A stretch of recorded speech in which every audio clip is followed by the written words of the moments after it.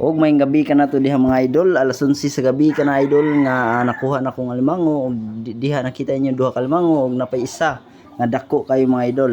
Mao na ang akong nakuha mga idol nga grabe jud kabagsik na mga idol, di basta-basta og kuhaon.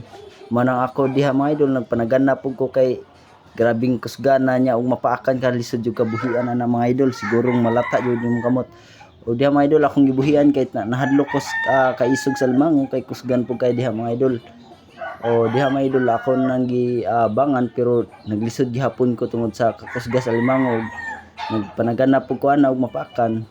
Mao na akong nakita diha mga idol nga hapit na jud ko paakyat mga idol kay mo ang yang paak mga idol mo ato silawom. So mao na akong gibuhat kita makan ako na akong giandam ang bangan kay ako nang banganan. Wa gyapon siya kuan mga idol mabangag tarong tungod sa kakusgan mga idol. Kung nakita niyo mga idol diha, kauban akong lolo naghabwas maniit mga idol. Kuha na mo daghan kay na nga maniit, dapong isda. Og ang alimango nga akong nakuha mga idol, mao ni bahay mga idol nga kanang gibanganan mao ni laki mga idol. Kita man na mga idol, grabe kuha na mga idol. Grabe ging kaisog na mga idol. Nananal na mga idol pero sa personal grabing kusgana na mga idol. Hindi basta-basta ng alimango ha.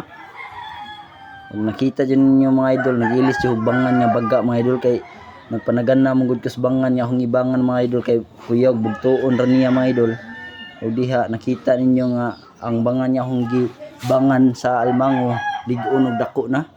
Tungod kay nahadlok jud ko atong permiro kay basin niya mo mabugto ra niya og mapaakan niya ang mabangan ko. Mao na mga idol nakita dyan ninyo mga idol nga dili sayon ang magbangan og alimango tungod kay di pud lagi ta expert sa bangan sa alimango. Mao na diha mga idol bisag unsan lay akong gihimo na sa alimango para lang nga mabanganan siya mga idol.